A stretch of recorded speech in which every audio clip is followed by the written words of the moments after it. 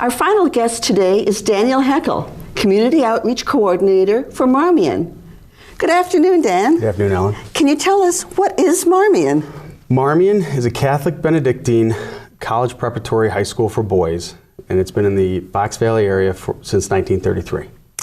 And now I know it's affiliated with a church or the church community. Can you tell us what that affiliation is? Yes, it is located inside of the Rockford Diocese. It's a Catholic school, and although we are part of the Rockford Diocese, we don't receive funding from the diocesan churches in the area.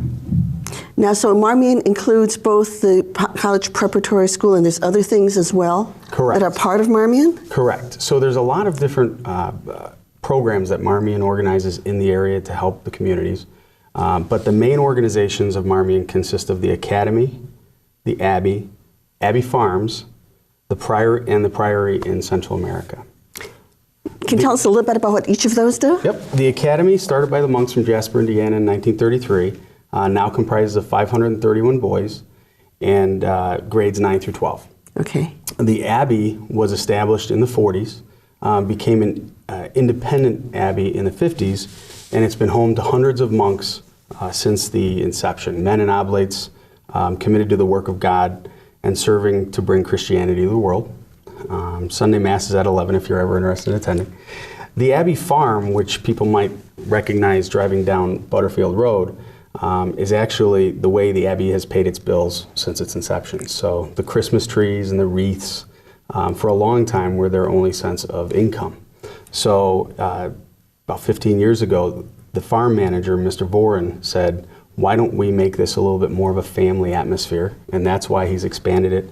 And then with the building of the Nagel Emporium, which is a banquet and event facility, together that's really brought the Abbey Farms to more of a community level.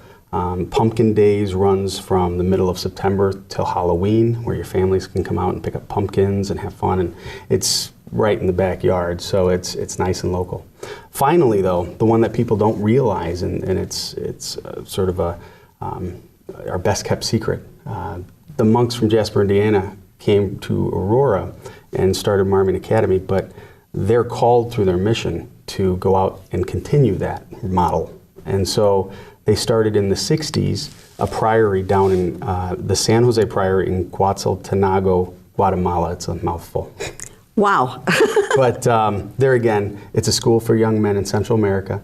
Again, the motto of the Benedictines is to work for God and to pray, ora et labora, to work and pray.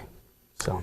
And so Marmion is, the school part is college prep, and is it all male or is it co-ed now? It's actually all male still, and you know, one of the things that Marmion has always been viewed as is sort of this school off of Butterfield that nobody really knows anything about. So it's been interesting because that single gender obviously is unique in itself, but the big difference is that we have these three pillars.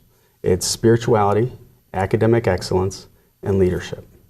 And through the spirituality, we give kids the confidence in their spiritual life. It doesn't have to be Catholic, but we teach kids about all of the different religions of the world. We also read scripture, so it's sort of an overview of what the different spiritualities are out there. So a kid, once he leaves Marmion, will have a spiritual foundation to build upon. So the academic excellence, 100% of our kids get accepted to college. Wow. Not every year will everyone go to college, but they all get accepted to colleges. And so the academic excellence pillar is really keeping the challenge up to the boys to continue to learn, and that's throughout life. So finally, the leadership pillar, we do that through athletics, through the campus ministry, and then the one that most people know about is the military and leadership program. Leadership, education, and development. So through all of those things, we instill in the boys a service, sense of service, so that they can go out into the community and really be leaders in the community. Now, besides the school there, and you mentioned that there's Abbey Farms, and it's expanded recently. Has there always been the sales of the various things there, the pumpkins and the trees and all that other wonderful things? That's been in the recent past, and the expansion of the produce and such now. It's amazing how they've expanded the offering, as well as the Nagel Emporium being a great place to hold parties. It's been great, and so having that ability to come by, pick up a few ears of corn, not have to run out to another store, and having it fresh from the farm is just a unique experience. So you really grow your own corn out there? We bring in some of it. Most of the produce, though, we do bring in from other farms. Okay. So we focus mostly on pine trees, and then we do have corn on campus too.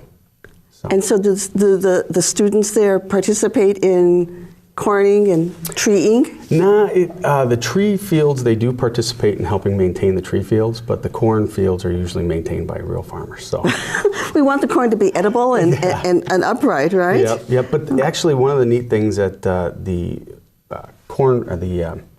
pumpkin days is that they have a corn maze. So they cut a path through the corn, and so the kids can go in and play and sort of have a good time with that. Oh my gosh. Can you tell us a little bit about maybe one or two of your recent graduates? What have your graduates been doing? You know what? We've got so many amazing graduates. We've got a few of them that have gone on to participate in the Olympics, a few of them that have gone on to the service to serve their country in one way, shape, or form, whether it's the academies, service academies, or gone into mission work, or gone into Physicians Without Borders. So it's really it's sort of unfair to focus on just one, but I can tell you that it's amazing to hear some of the stories of these guys coming back and saying, well, I finished college last year and now I'm with Doctors Without Borders and doing some of the volunteer work that they do. And I don't know if I'd have the charisma or the calling for that, but it's amazing to see what some of the guys are doing.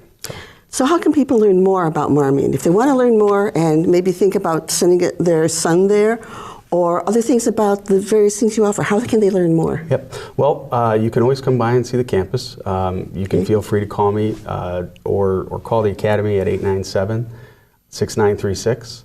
You can email me at dheckle, that's D-H-E-C-K-L-E, at marmion.org.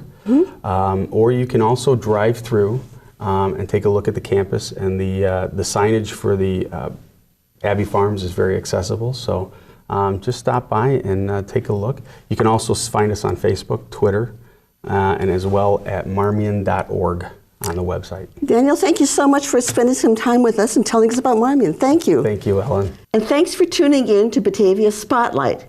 Remember, you can watch us on Comcast Channel 17, AT&T U-verse Channel 99, or on our website, www.mybatv.com.